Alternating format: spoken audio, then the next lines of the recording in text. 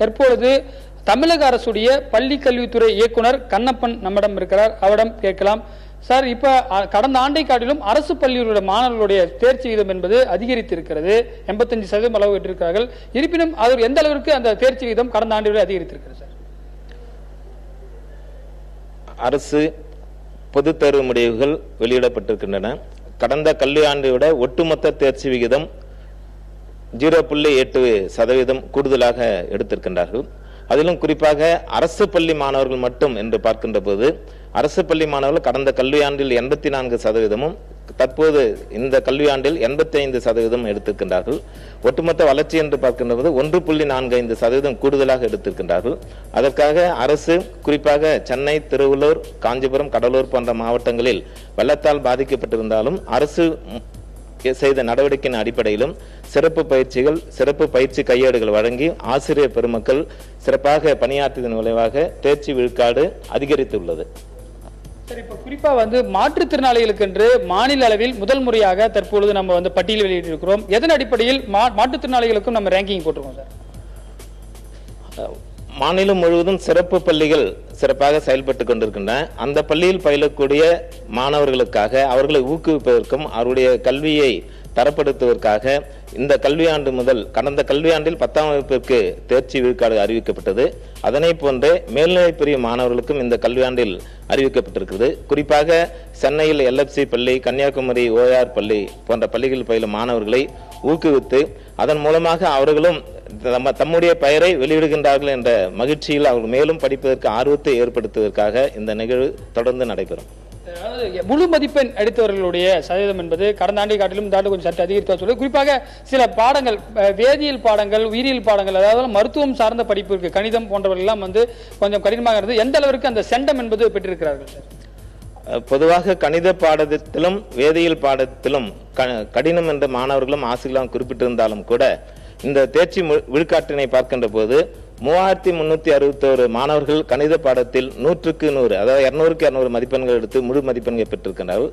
அதே போன்ற கணித பாடம் கடினம் என்று நிறைய பெற்றோர்களும் தெரிவித்திருந்தாலும் கூட 1705 மாணவர்கள் வேதியியல் பாடத்திலும் சட்டம் மதிப்பெண்கள் எடுத்திருக்கின்றார்கள். இதே போன்று வணிகவியலில் 3000க்கும் மேற்பட்ட மாணவர்களும், அக்கௌண்டன்சி என்று சொல்லக்கூடிய கணக்கியல் பாடத்திலும் 4000க்கும் மேற்பட்ட மாணவர்கள் 200க்கு 200 மதிப்பெண்களை பெற்று சிறப்பிடத்தை பெற்றிருக்கின்றார்கள். எப்பயுமே தேர்வு முடிவில் வந்தால் கூட இந்த மறுக்கூட்டல் என்பது மாணவர்கள் நிறைய பேருக்கு சில பேருக்கு ரீடோட்டல் பிரச்சனை இருக்கும், ரீவேல்யூவேஷன்ல பிரச்சனை இருக்கும். அது போன்ற துணைத் தேர்வுகள் பள்ளியில் தவறவிட்டவர்களுக்கு இமிடியேட்டா துணைத் தேர்வுலாம் கூட அரசு தேர்வுத்துறை ஏற்படுத்தியிருக்கு. இதெல்லாம் நீங்கள் எந்த அளவுக்கு பண்ண போறீங்க? மறுக்கூட்டலுக்கும் தேர்வு விடைத்தாள்களை மீண்டும் திருத்துவதற்கான விண்ணப்பிப்பதற்காக அரசு பொது தேர்வு இயக்ககமானது இன்றும் நாளையும், அதாவது 17/5/2016 மற்றும் 18/5/2016 ஆகிய 2 நாட்களில் உடனடியாக சம்பந்தப்பட்ட பள்ளிகள் மூலமாக விண்ணப்பிக்கப்பட வேண்டும். அதே போன்று தேர்வில் ஓரிரு பாடங்களை தோல்வி பெற்றவர்களும் உடனடியாக விண்ணப்பித்து மறு தேர்வினை எழுதுவதற்கான வாய்ப்பு அறிவிக்கப்பட்டுள்ளது. மறுக்கூட்டல் முடிவுகள், அந்த மறுதேர்வு முடிவுகள் எந்த அளவுக்கு அறிவிப்புக்கு வாய்ப்பு இருக்கிறது சார்? உடனடியாக கிடைக்கிறது? ஏன்னால் இன்னைக்கு காலம் தாழ்த்தி ரிசல்ட் வெளியிடப்பட்டதாக சொல்லப்படுகிறது. ஏன்னா எலெக்ஷன் காரணமாக அந்த முடிவுகள் எந்த அளவுக்கு வருது? மறுக்கூட்டலை பொறுத்தவரை தேர்வுத்துறையானது திட்டமிட்டிருக்கின்றார்கள். திட்டமிட்ட காலத்திற்குள்ளாக, அதாவது அண்ணா பல்கலைக்கழகத்தில் இருக்கக்கூடிய செலக்ஷன் ப்ராசஸுக்கு முன்னாடி அவர்களுக்கு இந்த மறுக்கூட்டலுக்கான மதிப்பெண்கள் அறிவிக்கப்படும். அரசு பள்ளி மாணவர்கள் கூட பெரிய லெவல்ல மாநில அளவில் தேர்ச்சி பெற்றிருக்காங்க. அவர்கள் எந்த அளவுக்கு அரசு இது போன்ற மாநில அளவில் +2 மாணவர்களுக்கு அதிக அளவு மார்க் பெறுகிறார். ஏன்னா +2 மார்க் என்பது ஒரு வாழ்க்கையில் பிரதானமாக இருக்கக்கூடியது. ஏனென்றால் அவர்கள் மருத்துவம், பொறியியல் போன்ற கல்லூரி படிப்பை தொடர்வதற்கு இதுதான் பிரதானமாக இருக்கிறது. அரசு பள்ளி மாணவர்கள் மாநில அளவில் எந்த அளவுக்கு தேர்ச்சி பெறுகிறார், அதனுடைய புள்ளி விவரம் என்னது? இந்த கல்வியாண்டை பொறுத்தவரை அரசு பள்ளி மாணவர்கள் 1.45% கூடுதலாக வெற்றி பெற்றிருக்கின்றார்கள். அதிலும் குறிப்பாக காஞ்சிபுரம் மாவட்டத்தை சார்ந்த அரசு மகளிர் மேல்நிலைப்பள்ளி ஏகனாம்பேட்டை என்ற சிறிய கிராமத்திலிருந்து சரண்யா என்ற மாணவி 1179 மதிப்பெண்கள் எடுத்து முதலிடத்தையும், கோவை மாவட்டத்தில் ஒத்தக்கால் மண்டபம் அரசு மேல்நிலைப்பள்ளியை சார்ந்த சிவசத்யா என்ற மாணவி 1178 மதிப்பெண்கள் பெற்று 2ஆம் இடத்தையும், அதே போன்று காஞ்சிபுரம் மாவட்டம் பெரிய காஞ்சிபுரம் அரசு மகளிர் மேல்நிலைப் பள்ளியை சார்ந்த அனு எஸ் என்பவர் 1177 மதிப்பெண்கள் எடுத்து 3ஆம் இடத்தை பெற்றிருக்கின்றார்கள். இது மட்டுமல்லாது அநேக பள்ளிகள் அரசு பள்ளிகளிலிருந்து அதிகமான மதிப்பெண்களை தாங்கள் எதிர்பார்த்ததை விட ஆசிரியர்கள் கூட்டு முயற்சியின் காரணமாக தலைமை ஆசிரியர்கள் சிறப்பாக பணியாற்றுவதன் காரணமாகவும் அரசு பள்ளி மாணவர்கள் அதிக மதிப்பெண்களை எடுத்து வெற்றி பெற்றிருக்கின்றார்கள். தனியார் பள்ளியிலும் சரி அரசு பள்ளியிலும் சரி ஈரோடு மாவட்டம் அதிக அளவில் தேர்ச்சி பெற்றிருக்காங்க.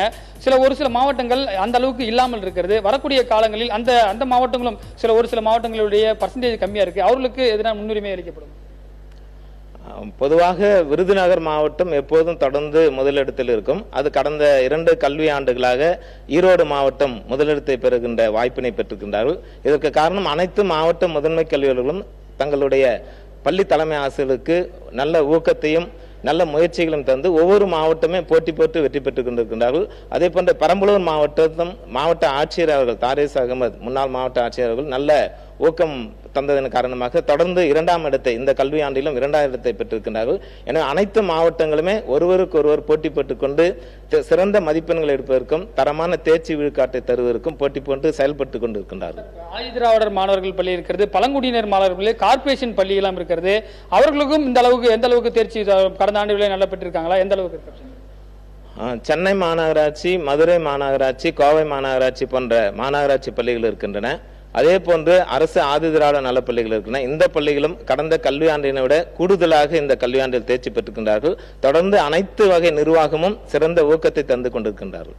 அதாவது தற்போது அரசு பள்ளியுடைய செயல்பாடுகள் குறித்தும் ஒட்டுமொத்தமாக அந்த தேர்ச்சி விகிதங்களும் குறித்தும் அதுபோல சிறப்பு துணைத் தேர்வு குறித்தும் மறுகூட்டல் மறுமதிப்பீடு உள்ளிட்ட பல்வேறு விடயங்களுக்கு பள்ளி கல்வித்துறையை இயக்குனர் கண்ணப்பன் நம்மிடம் பகிர்ந்திருக்கிறார்.